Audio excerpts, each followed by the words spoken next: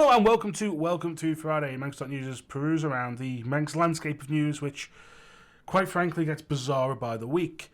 Joining this week is the Angel of the North, as ever, Charlie Murray. Hello, Sam. And I think we have someone way more exciting than me in the room today. Well, I was going to say, I may as well just sit back and I'll go and get a coffee or something and come back later if you want, because you're very excited this week, aren't you? I'm very, very excited. And on that note, I'd like to welcome Chris Thomas to Welcome to Friday. Thanks for being welcomed, and absolutely delighted and honoured to be here to your podcast.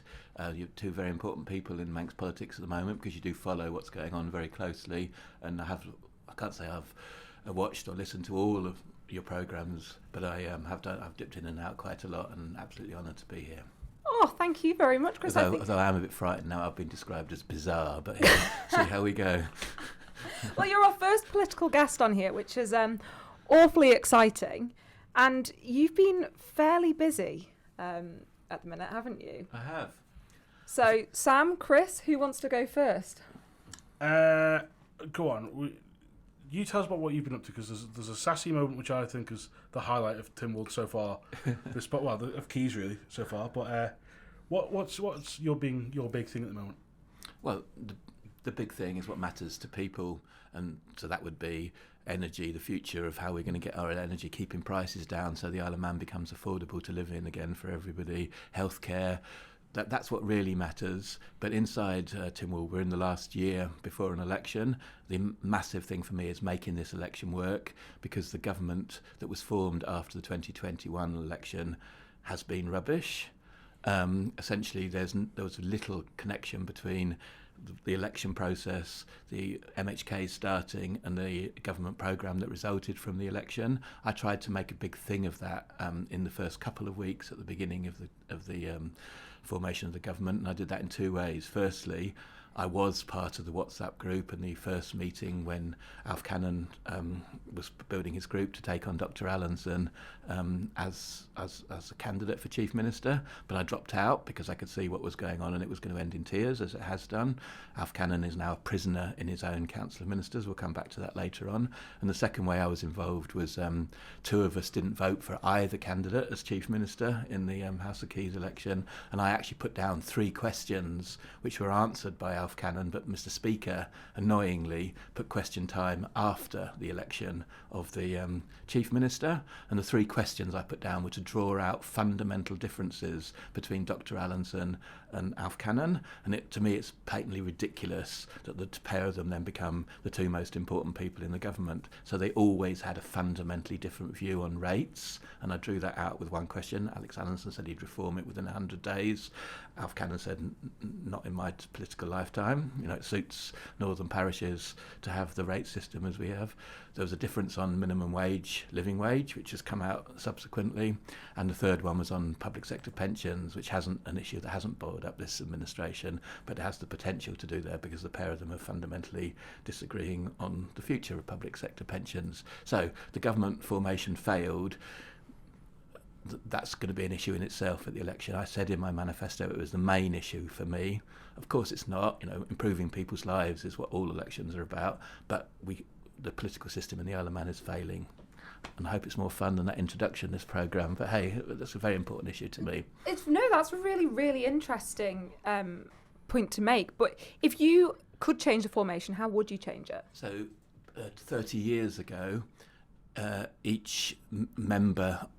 So the leader of the Executive Council 30, 40 years ago had to propose the ministerial team to Tynwald. We'll have that, and that's why I put down an emergency debate at the first sitting. I didn't get enough people to stand up for us to have the emergency debate. But to me, we can't just have all the longer-standing people who are coming together in the Council of Ministers. We've got to have a clear agreement about what we're going to do about the crucial challenges, and that's one way of doing it. Having the next Chief Minister proposing the team that they're going to work with to the members, and I wouldn't have certain ministers now in my Council of Ministers as I wouldn't back in 2021 when I chose not to join them. You can't have fundamentally different polar opposite political perspectives and then expect them to work together. Obviously we have a tradition of consensus in the Isle of Man. That search for consensus can't be ridiculous. You have to have a clear view on what you're going to do with it, with gas and with alternative energy, you've got to have a clear view on how you're going to respond to the housing problem. You've got to have a clear view on your big issue on minimum wage and the economy. We can't fudge it. We're now in such a serious situation. Fudges have to be history for a while, and we need a clear election and a clear election mandate and a government that's got a mandate to make the changes that are necessary. And there are different views about what those changes are. Those differences need to come out in the election, and the government that's formed needs to have taken sides in respect to those big choices. And as you've mentioned the fundamental differences between certain members, Yeah.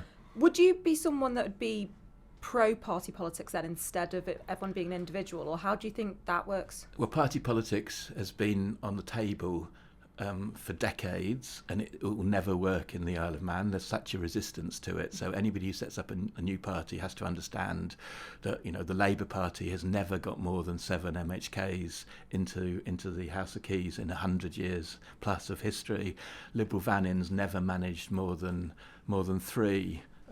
McVannin got 1 and they defected pretty much straight away. The Conservative Party, there was a Conservative Party after the Second World War, and it fizzled out because it wasn't helpful. So therefore party politics itself does not work, but the big change factors in the Isle of Man, you heard it from Chris Robertshaw and various others over the summer, when policies are laid out clearly, and then the candidates can align themselves behind those policies. So that's what we need to have now. We need to have vote for this. Candidates need to support certain political futures, and that's why you guys are so important, because everybody who votes in the election needs to choose between candidates based on what they'll vote around exploiting gas and alternative energy, what they'll do in terms of what the cars that we drive, whether they support how they're going to afford affordable housing, what their view is on the minimum wage. We need to know clearly where each candidate's going to stand, and that's what's going on. And we don't actually need a party for that. A party in law is somebody who supports and endorses candidates. I'm flipping it. What I'm saying is, if we lay the policy choices down, candidates can then support or endorse policy choices. And if the electorate knows what the candidates are clear, believe clearly and will do clearly, we're in a better situation after the election. 100%, but I think sometimes it's a bit difficult then, isn't it, as well? Or would those candidates then be held accountable? When you see in some manifestos, they get in on that manifesto, then once they're in, that manifesto seems to go out the window and the views change. You're completely right, but what the public has seen through is, and this is why Peter Carron set up Liberal Vannin, for instance. He was so frustrated with the Labour Party when he set up Liberal Vannin. Liberal Vannin was, initial mantra was bringing politics back to the people, because he was sick and tired of a certain clique of Labour Party members dominating the Labour Party, and he wanted to take politics back to the people. The problem with parties in the Isle of Man is there are so few members. The public has seen through the parties and says, it's a sort of clique and all of that. I don't really think parties work in a place like the Isle of Man. The public wants free-thinking individuals, but I think you can push that too far. They need to have free-thinking individuals who've laid it out clearly what they're going to be free-thinking about and what they're going to conclude likely in eventuality. So I don't think the Manx public wants dual loyalty. They want their MHKs to be loyal to them as the people who voted for them, not to what's going on in the Manx Legion or in another part of, somewhere else in some small party meeting. I think parties can never work in the island. We need alliances around policy choices, and that's where you come in, as I keep saying, make the election better.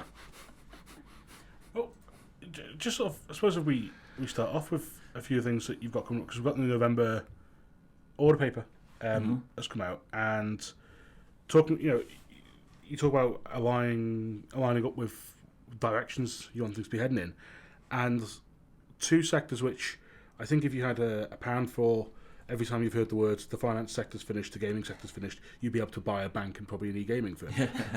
But you've got this motion which is looking up to set up a select committee to look at the financial services and e-gaming sectors and how they're basically how they're supervised and what the government policy towards them is. Exactly.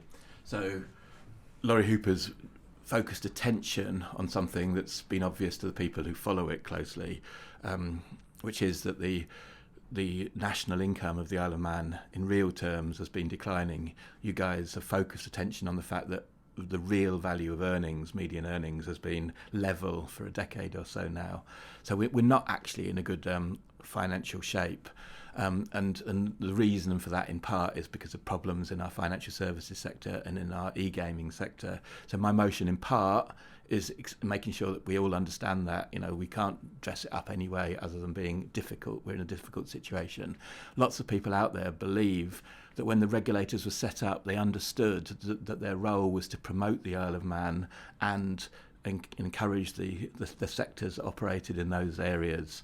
The Gambling Act shows now that we're moving more towards complying with international standards. I'm not saying that 20 years ago we didn't comply with international standards, but the legislation that's before the keys at the moment puts that as the number one priority, and promoting the sector and promoting the island is relegated to 2, 3, 4. So we need to make sure we're doing that with knowledge, purposefully, not just having it done to us because they've got the Moneyval visit coming up.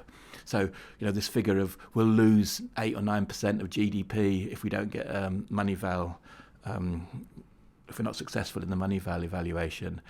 Fine, but it could be much worse than that, even if we are successful, because the Isle of Man economy is really peculiar. I remember we've talked about this as you've been growing up, Sam. No man is an island. The finance sector in the Isle of Man is really complicated, and one thing that it leads to is only a third of our national income is paid to people. 2/3 of it is actually paid. Is actually profits by banks and insurance companies and e-gaming firms. It's corporate, okay.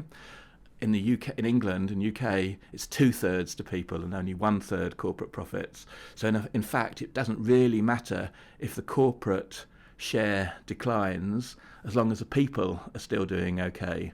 So national income isn't really the way to look at it. It's the share of national income that's coming out. So so that's where we are. But having said that, though, we need good-paying jobs, and good-paying jobs come from banking and insurance and e-gaming and IT to support them, and law to support them, and regulation to regulate them. And if we are losing those sectors, we've got to do it knowingly, purposefully, in our own interests, not in somebody else's interests. Well, that's right. If you look at, if you take insurance, for example, things have got more difficult with that because Gibraltar changed their laws. Yeah. And a lot of the insurance were regulated there. So you can't have Admiral, for example, on the Isle of Man now. You can't renew with them. Yeah. I know that from talking to people involved with gambling and the FSA, that they've seen it with gambling firms now are looking at the Isle of Man and go, not getting involved. Yeah. So you can, you have some very big names, including the ones which are part of the wider PokerStars group. Yeah. You cannot set up bank account. You cannot set gambling accounts up on the Isle of Man anymore for these companies. And it's just like, how do you think that's necessarily for us as an island? The problem is that stuff is just so far beyond our control here, because Gibraltar's about to go down a new route with a new relationship with the EU, which looks like it's going to be able to steal a lot of offshore finance to their sector and into their country. And is this potentially not, what you're looking at, does that not potentially have the risk of making it an even less hospitable place for? Well, no, I love what you just said. That's you've got some specific knowledge of some specific areas. That's excellent. And what I'd say to you is the position you've just given me is the government's position, which is back off, Thomas. This is so serious. Back off, Thomas. We don't want this talked about. That can't be right in a democracy. We've got to talk about it. Your position might be right. So I've proposed a sort of halfway house of setting up a committee to take evidence about whether we need an independent inquiry, and that committee is going to decide how we're going to have the inquiry if we do have it, when we have it, should it be before or after the Moneyval visit? Because I'm not a radical lefty radical anymore. If you're not left wing when you're 20, you haven't got a heart. But if you're not by the time you're my age, you're not completely more towards the middle of the park and all of these things. You haven't got a head, and we've got to do it properly and correctly. But we need to at least be talking about these things and doing it purposefully and knowingly. And so that's why I've proposed setting up a committee. I've had people writing to me saying the FSA and the GSE are bang out of order. I want to tell you how they've ruined my life. I've also had the Chamber of Commerce going on and saying we have to be entirely guided by the Moneyval operation. I've made a lot of fuss internally. My colleagues would vouch for that, about how we've been doing the national risk assessments. I've got friends who give me input. I came to the island to set up a master's course in financial regulation and compliance management, having done the same in London, working with the UK regulators. So I have got a background in all of this, and the committee, I hope my colleagues see through government saying we can't talk about it. They agree to set up a committee so we can take evidence. in private where necessary, so that we can work out whether we need a fully fledged independent inquiry or whether we can do it in a different way, because this is so important. The Isle of Man economy for 40 or 50 years has been based on financial services and e-gaming. It's made us rich. It's enabled us to have 3 radio stations and all of that, which we never had before those days. It's enabled us to do all sorts of wonderful things. But ultimately, we need an economy, and the backbone of it has been financial services and e-gaming. And if we are going to lose it, we need to lose that sector knowingly and purposefully, rather than being forced on us by other people. And so we can't go down the line, we have to do this, we have to do this. No, Eddie Tier once christened me a doubting Thomas, like in the Bible, and it's my role to be sceptical, and I just want to make sure that we do this knowingly and purposefully. I think Eddie T must get more shout-outs on this podcast than most current hosts. He's a good guy. He's a good guy. At the time, John Shimon came along to a meeting between me and Eddie Tier, and John Shimon told me afterwards, with a guy called Mark Shimon, the chief financial officer at the time, said it was the best argument he'd ever seen, because I fancied myself as a person who knew about City of London stuff, and Eddie Tier was a bank manager, so he knew what was right, and we went at each other about whether we should borrow money using bonds. We obviously should. I was obviously right. Recently he admitted that it was good to have borrowed some money at cheap interest rates, and he was a bit wrong, because at the time the yield curve was what's called it's a normal yield curve, where short-term interest rates are much lower than high interest rates. Since then, we've got in and borrowed some money pretty cheaply, 3.5%. Mentioning that conversation with Eddie and that kind of argument, like, how long ago was that? That would be 10, 11, 12 years ago. Do you feel like you can still have those kind of conversations in this current administration, or does that? I do all the time, and people see me out. People would see me out having lunch with various people I've to all intents and purposes I'm squabbling with in the House of Keys and Tynwald. So I can, but I don't think everybody can, because obviously I've got something on Alf and he's got something on me, and we go back a long way and all of that. So I have lunch with him regularly, and we I'm not going to tell you exactly what we're plotting in the background and all of that sort of stuff. But I'm not going to get your dark secrets. But I feel I can, but I do feel that others haven't played it right. So Mr. Hooper, who's come up also on your programme quite regularly, I think he's going to have a trust issue in the future because of the way he's handling himself at the moment. I think some people who take Sam Turton's line, which is we've got to do this and that's the right way, are going to have a problem in the future, because they'll be presented as not having levelled up to the Manx public about the serious nature of the situation that we're in. I know, he's just being a journalist. I've known him since the Cure, when he was a little lad, when he was 16, 17. Dead clever, yeah. You met him when he decided to really turn left-wing. He walked into King Bill's and decided that was not the life for him. No, it was Junior UN or Model UN it was called, and Model United Nations Association, yeah. And me and my friend, our politics class went down from Sinians, and me and friend Becky, she's not Becky Kane, we represented Guatemala, and we were accused of trying to bribe an American.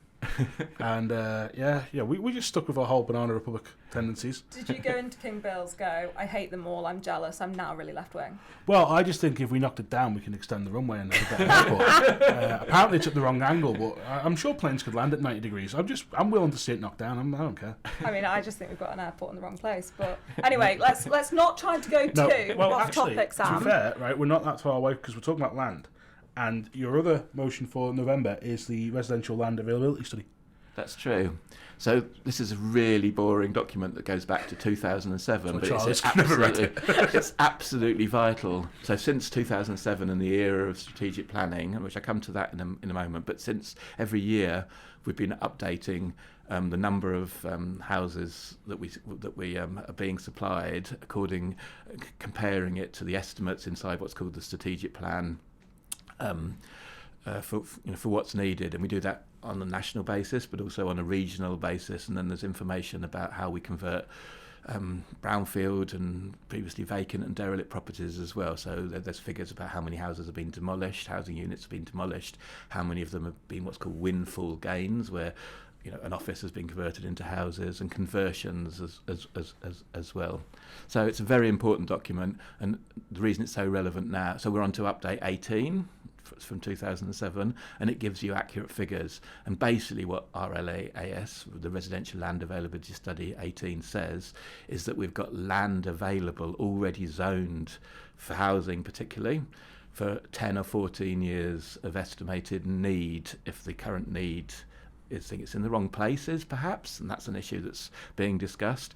Perhaps it's too expensive to be developed, because it's obviously cheaper to build on a greenfield around Peel than it is to actually build on one of the vacant sites in Douglas, because you have to deal with a contaminated land and the difficulties of building with roads and people around you and so on. And that's why I want to put that motion down, because what we have is in the strategic planning system, our basic approach is we provide the infrastructure in case we've got a much larger population, and then we actually zone land so that private developers mostly can actually build the houses if the people start coming, because obviously we don't want to build loads of houses like they did around Dublin in the Celtic Tiger days and have them sitting empty for some time. We actually want to build houses that people buy when they're being built, and we've got a massive issue with affordability. So all these issues came up in the context of the North West Area Plan, and my position, and currently the majority of Tim Ward's position, is that the North West Area Plan is owning too much land on greenfield sites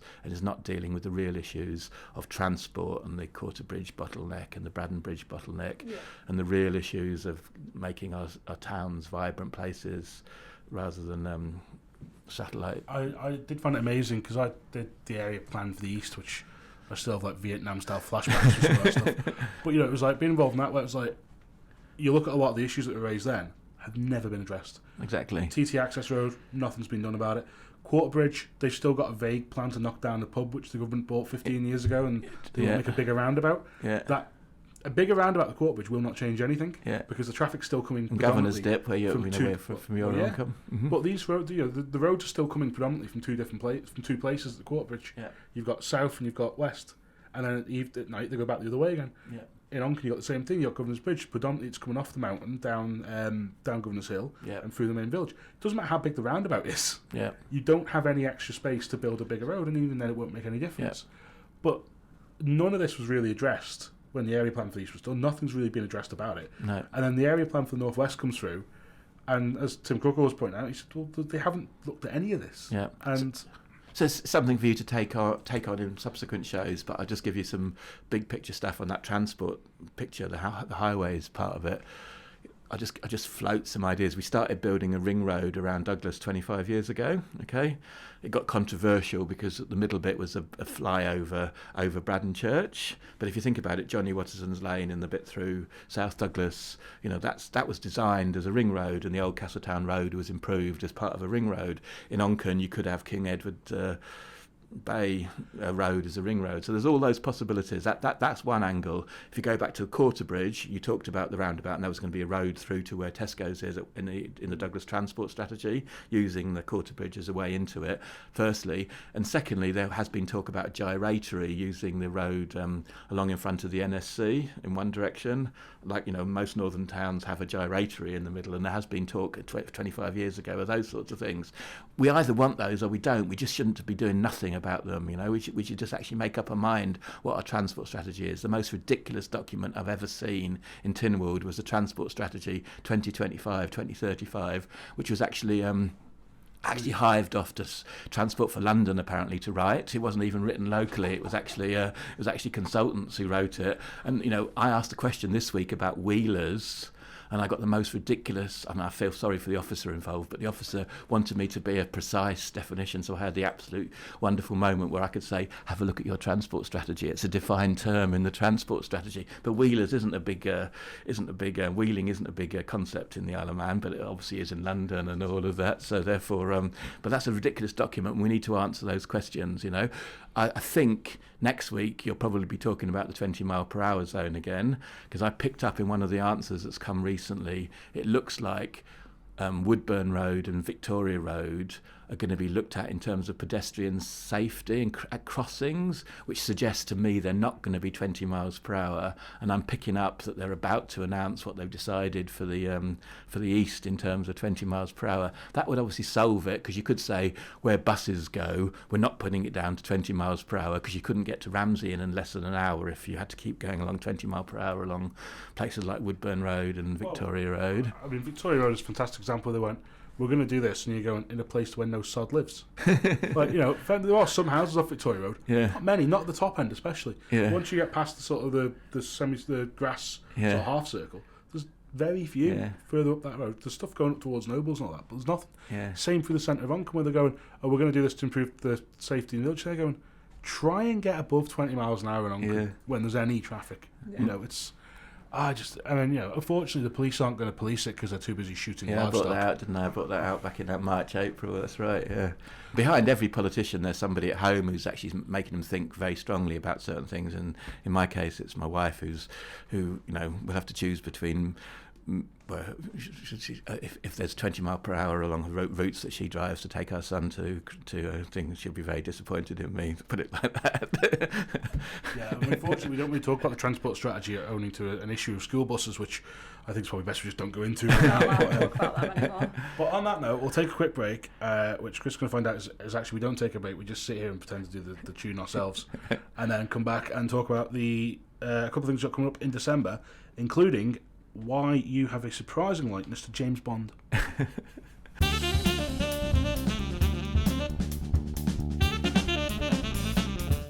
Welcome back to Welcome to Friday with me, Charlie Murray, and Sam Turton. And for this week, Douglas Central MHK, Mr. Chris Thomas. Thanks again. So, Chris, TT Access Road, talk to us about it. So a seventh option was the one that we've just been talking in the break about the flyover over Summerhill Glen, but I think that's a long way in the future. But that was definitely mentioned as recently as 2020-21.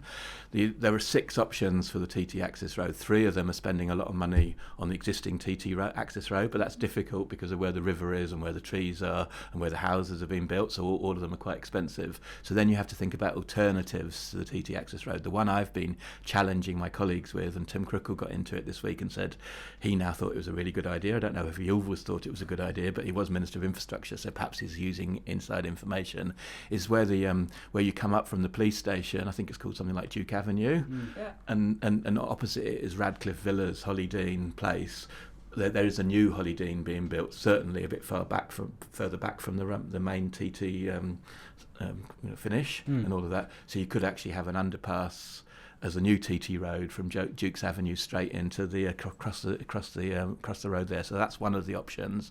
The other one is Ballinard Road. You could have something underground there, and the third one is just a really expensive option, which is sort of going from the Kirby roundabout, recreating the Braddon flyover idea in a way by having a new bridge up and taking up to the hospital roundabout, so you've got a complete ring road. I mean, the issue you've got essentially is just imagine how disruptive it would be adapting the main Central Valley Bridge, which is really narrow. You know, the fire engines have struggled to get through. They've got a couple of inches of clearance, so that would be so expensive to fix in terms of the TT Access Road that the Department of Infrastructure has worked up those proposals. But we're talking about 10, 20, 30, 40, 50 million. So you can't do that if there's no money in government, which there really isn't. But we need to be open and honest about it. We don't need to keep having people living a long way away and then getting caught in traffic jams, because that's not the Manx way. There's 2 things that determine transport strategy in the Isle of Man politically. Number 1 is nobody ever pays for parking, really,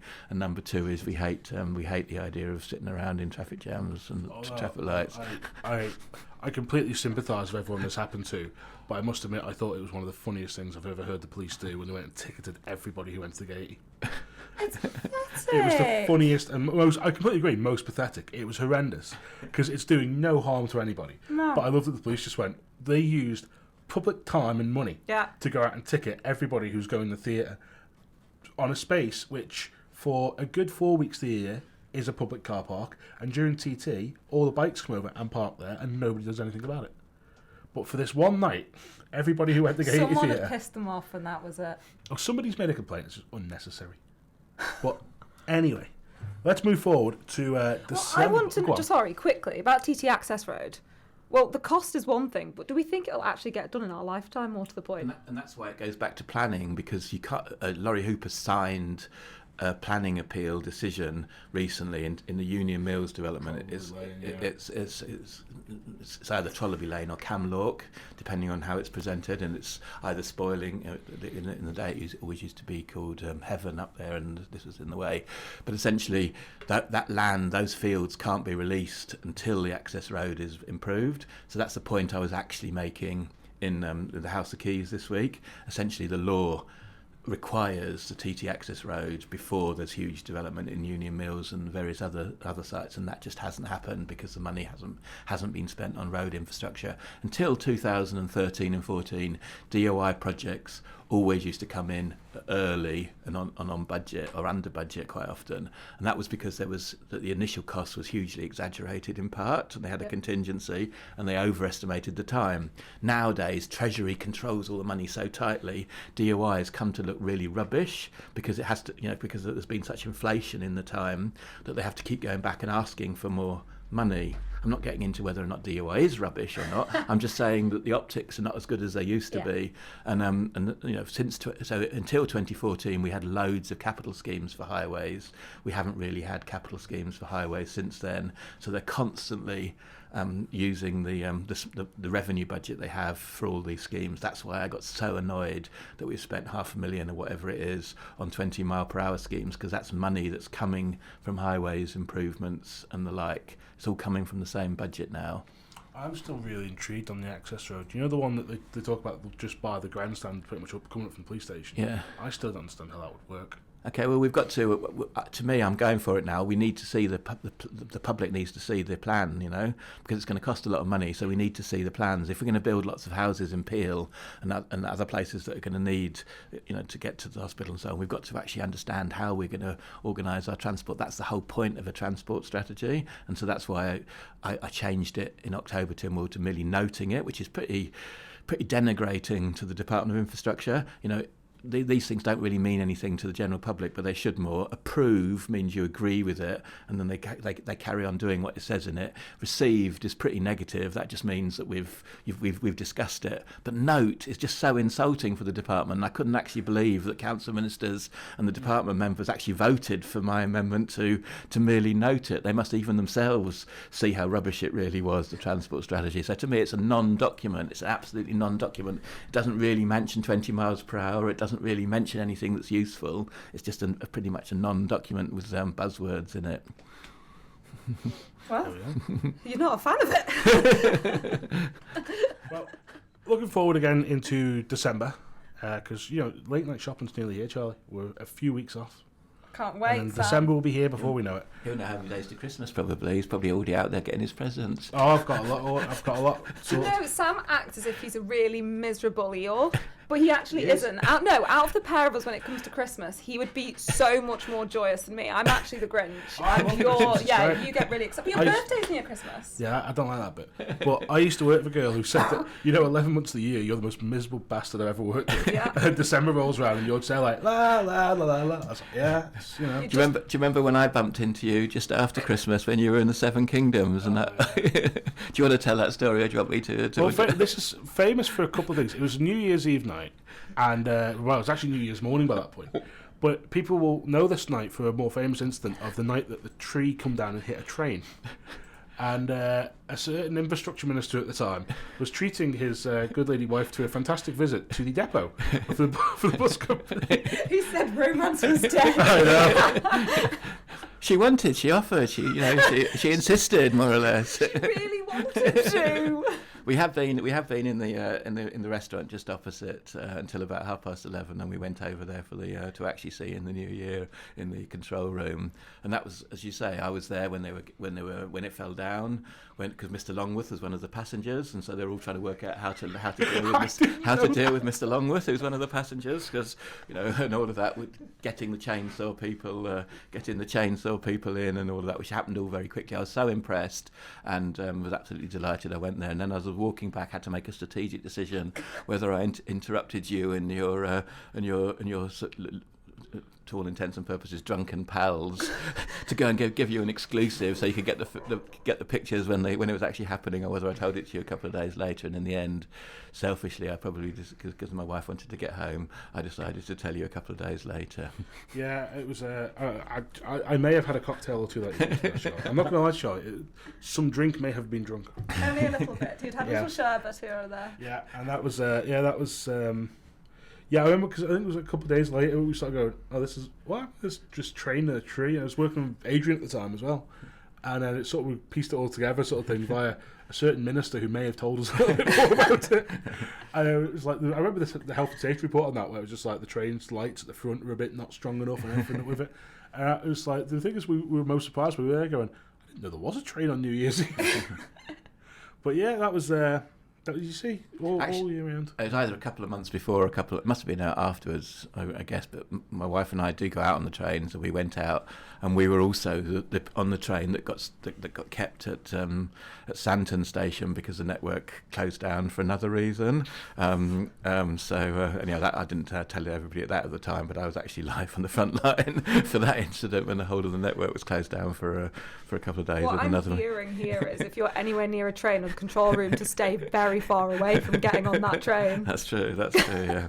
Yeah, I think you've possibly done more damage to the train network than the sister report tried to do. It's remarkable. That was an excellent report, by the way. That was the exact opposite for the transport strategy. So if you want to go in and look at the sister report, it costs so little money and it's got such massively important conclusions. I really don't know why people are not following that up more. Because it is. I'm going to wrap myself here. I'm in a Facebook group chat with several train enthusiasts. You're a train nerd, aren't you? Yeah. Mm-hmm. And it's regularly brought up, the sister report, about how little was ever done with it. And you're going, it was actually quite a good report. Well, I was sent to DOI. One of my missions was to take the Heritage Railways out of DOI and put them into a charity.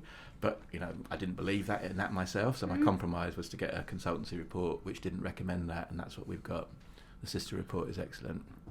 But back to gas. Back to gas. So yes. So we ran this on a little while ago as you as James Bond as a view to a drill. I remember that very good cartoon as always. And basically it was thing that you put forward a motion to Tynwald for December to essentially relaunch the search for hydrocarbons in Manx seas, establish a modern regulatory framework for any future development. And you spoke about this again recently about Crogger, its UK armors gone into liquidation. Yep. There's issues around how much money it still owes to taxpayers and whether that would exclude it from any future negotiations. Of course, we've also got Ørsted to look into in that area. Yep. So just for a start, where are we up to with all this? Because it is a bit of it's going to happen. Mm-hmm. This is worth a couple of billion easily. It's going to happen. It might happen. It's not going to happen. It might happen. It's not. It's really not going to happen. And then Tynwald has done this very typically Tynwald thing of backing itself into a corner of saying there will be no more licences after this. But now we're going, hold on, but that was for that company. But then that company's now, whether or not it comes back in whatever form, whatever, it's not currently looking likely. But then Tynwald has essentially said, we're not going to do this again. We're not going to issue a new licence. Mm-hmm. Where are we up to? So I won't try and start off by how many simple points I'm going to make, but I'll try and think of it as simple points. The simple points is we definitely know that gas is there. A man called Cameron in 2013 did a report for us based on all of the previous geology and wells, because we've had 3 wells drilled in the Isle of Man. We've got Millen, Woolney, Duddon gas fields just close to our territory, so there's definitely gas there. Whether it's exploitable, second point, is not certain. You can make probabilities to do it, and to help you make probabilities you need to have information. And that was one dispute, which might not be a dispute in the future between government and Crogger. It was about whether you needed to do a well first or a seismic survey. So basically the gas is 2 kilometres down, and you go down. You can also go out from where you go down. If you go down and hit stuff like salt or fissures, you're just in the wrong place. You should have gone down a bit somewhere else. And it's incredibly expensive drilling. So therefore, seismic surveys, which are also expensive, £10 million or something, they help you understand what's what's below the seabed down to the 2.5 kilometres. And the issue was, do you do a seismic survey to help you drill in the right place, in the right way, or do you do drill to prove that the gas would flow at commercial levels? So that was the point of dispute. So part of my motion is to investigate options around those choices. The third part is to say that Kroger is or isn't history. So Kroger, in its own mind, isn't history. It could get its license back. It's given up its license to do with Ørsted. The final reason for it was, it hadn't seen the entire Ørsted agreement for lease. Turns out no politician's seen it. We'll come to that in a moment, except for Dr. Allinson, who only saw it recently. So it gave up its license because of conditions from the Ørsted agreement alongside its license. So Kroger might or might not be history, but Kroger's not the issue at the moment in my motion. My motion, basically, I've said it's about options for the future, and the public purse could be involved or it couldn't be involved because Kroger failed to generate the revenue to do that investigation. 2 more parts for my motion. The most important one is we've got a Tynwald resolution that there's no new gas fields. I essentially say in my motion that the Mackhold field isn't a new field. It's already been licensed once. Why couldn't it be licensed again? I'm taking the view that Tynwald's view was we didn't go off the Point of Ayre or off Douglas Head, where there could also be gas. We actually just focus on the field that's already been licensed one. I'll try and argue that. I don't think that's what Ms Farragher had a bit like a fudge, that and then a little bit of a fudge. And then the third one is that we Kroger's position was always that we didn't have the regulations in place. Kroger had licenses and regulations to do what it was able to do under its license, but it applied to vary its license to drill, and it never got permission to drill until it had done the other aspects of it. Its point is nobody would trust the Isle of Man government to develop the regulations in time. So I've put down a third part of my motion that the regulations have to be in place practically by July 2026, or at least what they needs to be identified by July 2026. It's a really important motion. I want the field to be relicensed. Laurie Hooper launched the original licence bid when he was a young politician, 2016, 17, 18. I want to relicense it. Kroger might make the case that they should have it back, that other people could come in. So there you go. And it's just a case of, if it's there, we should be exploiting it because we could do with the money. In one sense, but there's the second point that you also know is equally valuable as a position, which is gas is a transition fuel. Nobody denies that. We've got a gas power station that could be operating till 2050. People keep saying gas prices are volatile, but if you actually look at the data, volatility is a very technical mathematical phrase to do with how quickly things go up and down. Volatile doesn't mean high, it means how much things go up and down. And the electricity wholesale price in the UK is actually more volatile mathematically than the gas wholesale price, right? So we're actually safe. That's why we turn on our diesel generators in Pulrose and export electricity when they've got stupidly high spot prices for electricity, and we make quite a lot of millions each year exporting electricity to the UK through our cable because of the fact we can turn on our diesel generators quite quickly and fire them up for electricity. So, there's all sorts of reasons. It is lots of money. Gas is a transition fuel. And we need to plan how we're going to move to cheaper electricity and cheaper energy in the future. Well, I do remember being told once about Pulrose where they said, its lifespan's like 2030 at the minute. I said, what happens after that? And they went, well, we've still got gas for it, nothing, we just keep using it. Exactly. And it was sort of it was one of them sort of things that was teased out in Tynwald one day. Eventually, I think that was me as well. So basically, they're spending £10 million in the 2020s keeping the gas turbine safe and running until 2030, and they plan to spend the same, a bit less, in the 2030s to keep it running through the 2030s. Nobody actually believes the CCGT will be, the combined cycle gas turbine will be switched off in 2030. Everybody knows it's going to be carrying on, but that's one of those fudges that I mentioned at the beginning of this podcast. Let's all pretend we're going to be on clean energy by 2030 when everybody's known all along that that's what the Manx say is bochnid, which sounds a bit like bollocks in English, as I once got told off for. But Tony Blair used it all the time, the word bollocks, so I shouldn't really have been told off for using it. So, it's not element of, you talk about government being about, and especially whoever wants to run the next government being a bit more open about what, and setting out things. It's not an argument for saying that the government should just be saying, look, that power station is going to be here for another 15, 20 years. Yeah. Let's just be open about it now. And look, here's the budget to keep that up till 2040. Yeah. And we're going to move away from this pretense that we're going to have, because, famously, we're meant to have a wind farm up somewhere on the island by the end of next year, which is not going to happen. Well, you two follow politics so closely. You probably noticed as well that another major issue in the last couple of weeks has been what's now called Crossvein Mine. In the day, it was called Snuff the Wind. Yeah. But that's actually, according to Mike Profit, who used to be the guru of all these things, that's the best place for onshore wind turbines.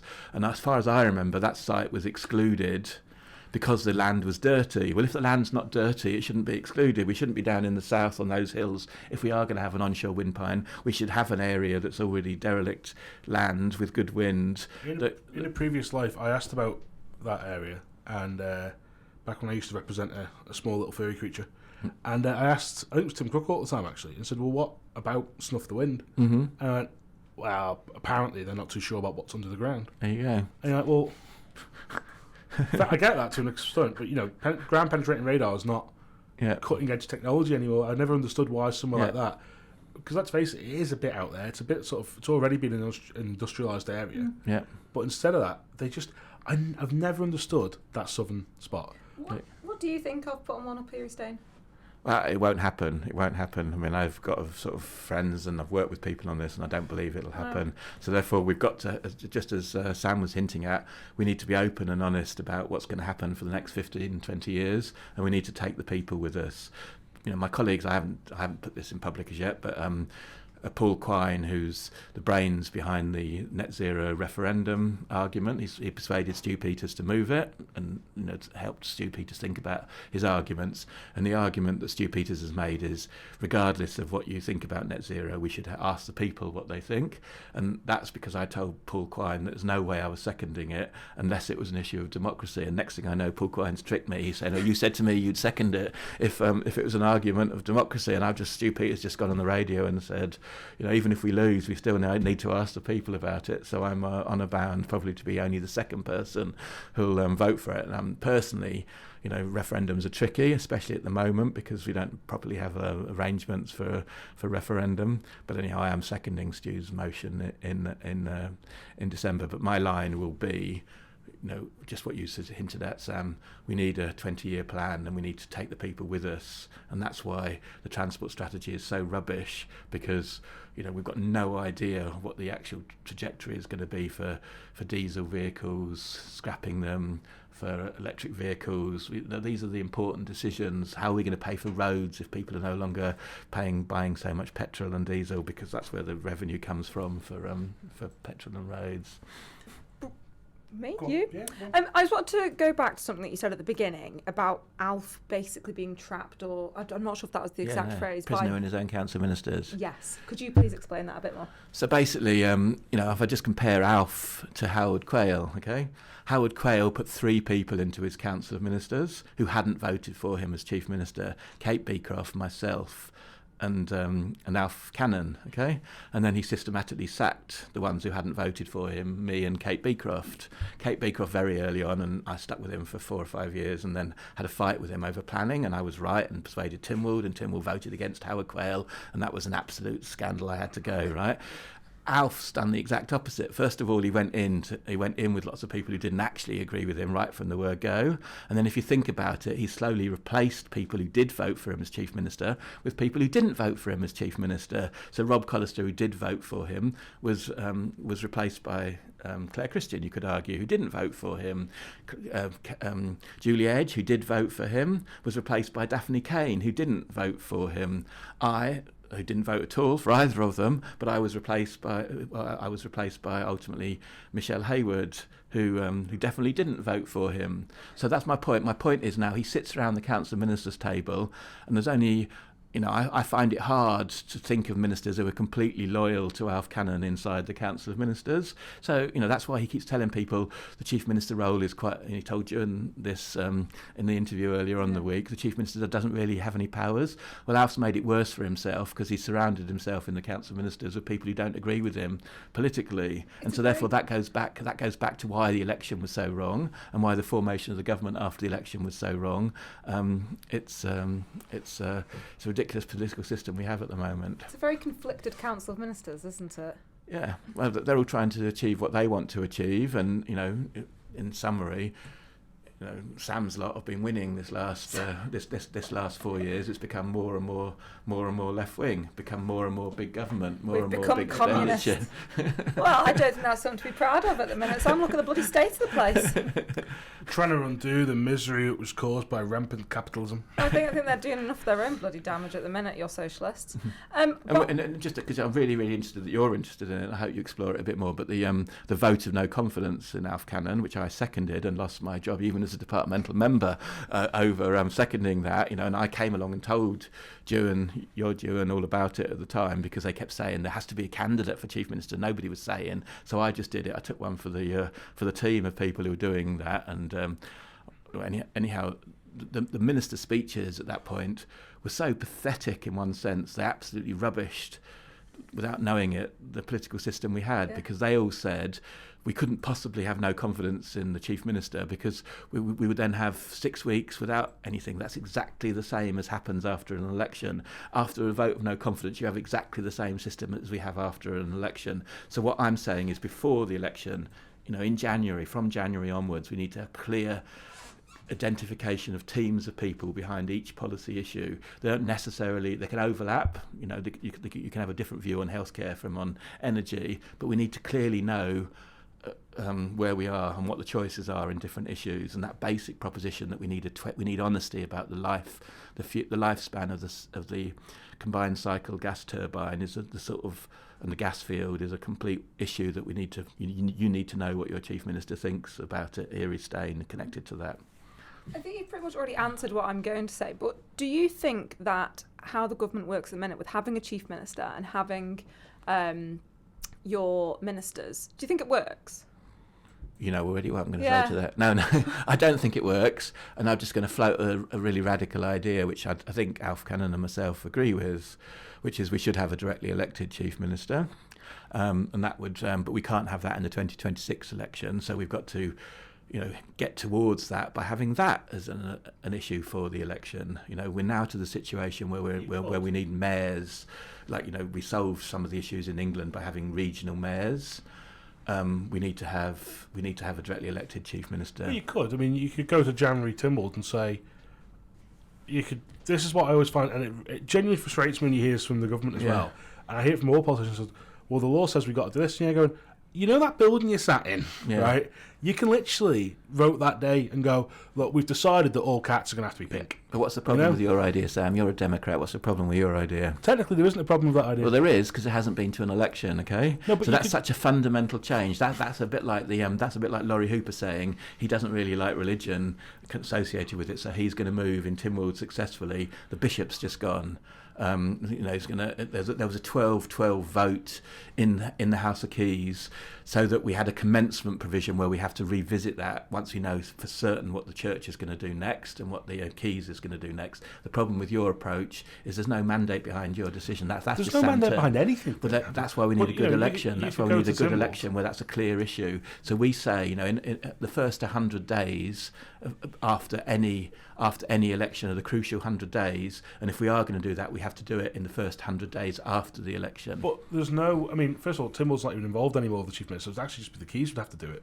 But there's no reason to go to Tynwald or the Keys and say, look, we're going to change the law for this election to say the next Chief Minister will be elected by the public. And there's no reason why he could not do that. And Dewan and I your Dewan and I go back a long time, and back before the 2011 election, Liberal Vannin did a survey of the people before the 2011 election, and there's a huge majority for a directly elected chief minister. It's a popular decision. Well, let's face it, they wouldn't have done it 15 years ago because we would have been still living under the age of Karen. But to me, we need to have that, and I also think we ought to have regional mayors. At the end of the day, in the north, you have got parasitic parishes living off of Ramsey ratepayers to an extent, and all of that. But so we need a regional policy in the north. So that we get fireworks paid for fairly, and so that we have all of these sorts of things. I mean, I'm just using your language, the bant and all of that to encourage stimulation. I love this entire thing. I feel like I'm on the line sitting right now. So why not have a regional mayor so we get a clear because direction? Douglas thinks of itself as exceptional. And we'll either want to go by itself or we'll try and rule the east of the island. So what? So why do we need 21 local authorities? Why can't we have an executive for the north, an executive for the south that's directly elected? I go and for national elections, the issue is always. I floated right at the beginning of this programme the idea of taking ministerial nominations to House of Keys for approval. Sam is right, it should probably be the House of Keys, given the changes that I brought in 2017.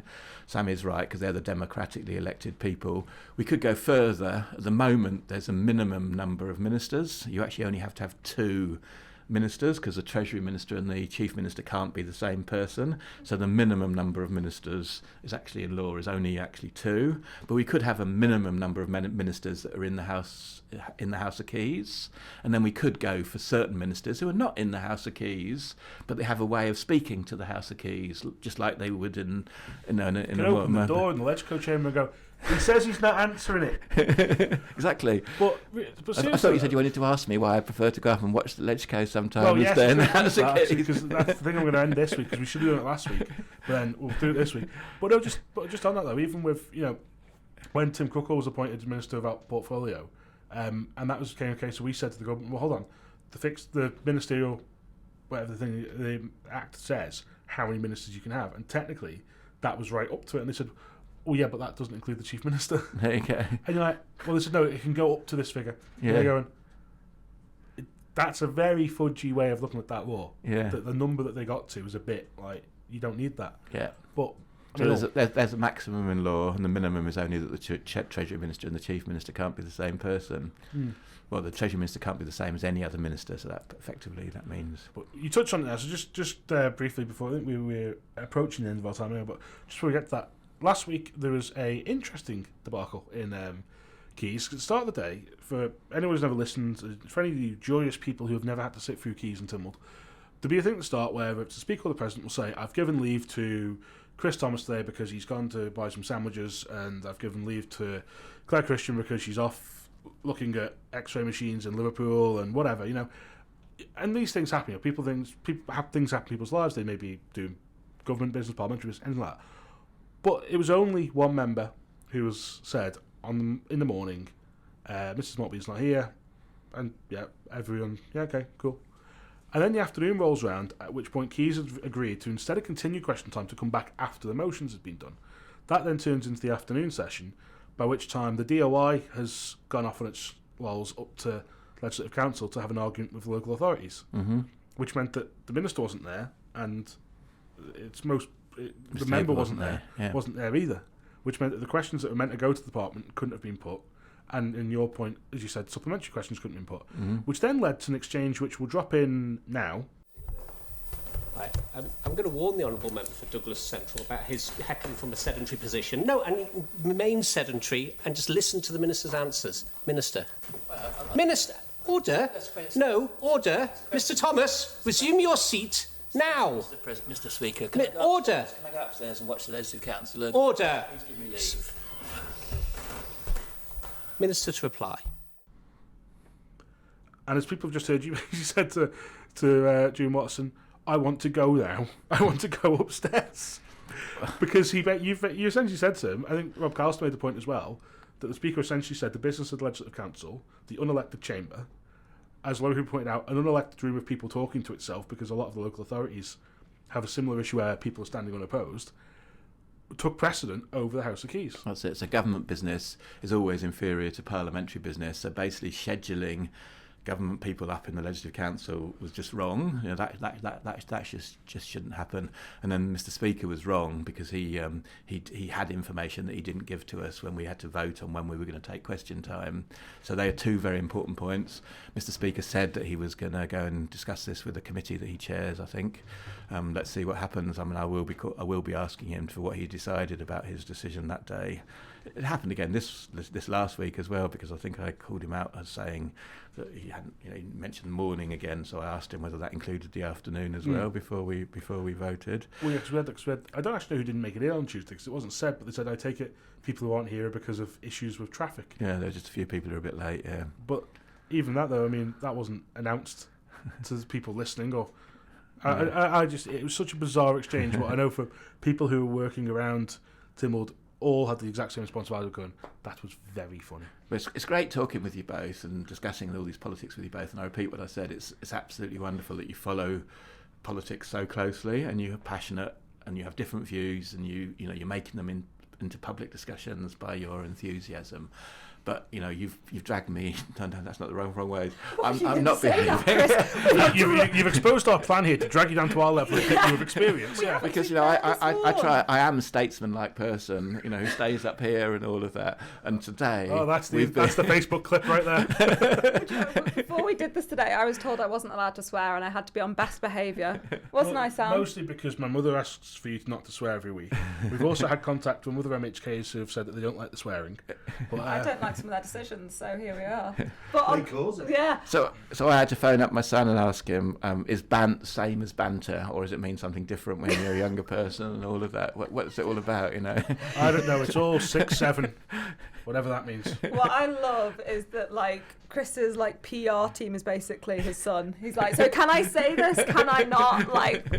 Is it okay? You should go with the June approach and just do it and worry about it later. Yeah, I think that's what you've made me do, unfortunately. But I just want the main point is that I am a sensible 62-year-old person and who cares passionately about the country like you both do, and you've discussed that. And we are in a very delicate situation. So I will be standing in 2026. I'm a prospective candidate. I will be working to persuade other people who get elected, because I hope to get elected, of my view on certain policies. I will be writing things down more and more, and I really hope that you two continue raising issues and asking the real questions about issues that matter for people, because that's what an election should be out, and the 2021 election was an absolute disaster, and the formation of the government after it was even worse. Well, it was all about housing, and the housing crisis was solved because no one talks about it anymore. Yeah, and I when I was Housing and Communities Board, I wasn't supposed to be Housing and Communities Board chair. I was supposed to be Mr. Cannon's housing.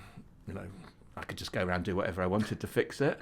But then it turned out I discovered that he was a prisoner in his own council of ministers. What he wanted to do to fix it was different from what Laurie Hooper wanted and what Alex Allinson wanted. And so therefore I just played with them for a little while. So I called it Homes for All. But I don't think any of them realised that was the Labour Party 1945 slogan. And Labour Party 1945 actually had things for renters, it had things for building public houses, it had social housing. It had new towns. It can mean whatever I wanted it to mean, because that's what it was like after a war. You have so many problems, you can do what you want. And I hoped it would become clear what they were actually trying to do with housing, but it's absolutely unclear, except they're now basically covering up the waste of money which Manx Development Corporation is, and the island infrastructure scheme is entirely private, what's going on, but many millions are being spent, and we could be getting a lot more for our money if we were letting Douglas City Council start on its 10-year plan. Just think what you're getting for 13 million in Castletown, and we know all the figures because they're public and they have to be approved by the commissioners, and they have to then have a public notice of it. And I keep saying it's 50 million, the Westmorland Village, and the Treasury Minister says I can't tell you how much it's going to be because it will spoil my procurement. But with the same breath he's telling everybody, well, we all know that Castletown Commissioners has got a phase 2 that's costing 30 million. So the whole of housing is a complete mess. After the next election we need to know exactly what we're trying to do, what our priorities are, and how we're going to spend money. And to me it's a lot better spending money on Braddon, Castletown, Peel, Ramsey, Douglas, building the affordable housing rather than what's happened in this last 3 or 4 years, which are now covering up because it's so embarrassingly wasteful of money. Come on, Charles. I'm just kind of like, well, I know I can't argue with it. Like, there's just that much waste of money. Though it's not just housing, is it? No. Like, we look around and it's just. Yeah. I'm trying to think of a way of saying it that's not going to get me in trouble because I know I'm not allowed to say anything inappropriate this week. Well, because I'm here. Yes, 'Cause Grandad's so here. I'm not allowed to. Sam, how do I say pissing money up the wall without saying pissing money up the wall? Boris's thing, spaffing. Spaffing. That's a lot worse. I think we all know what I mean. Yeah. But it's just been spending out of I've control. got a phrase you can use. They've built a ferry terminal on the Mersey.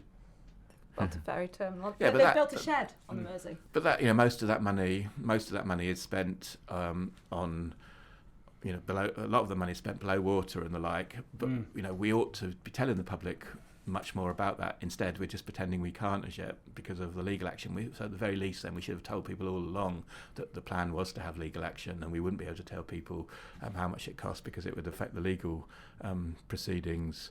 So that's just another example about how we need to do things differently after 2021. Well, Chris, we've actually we've got a little present for you.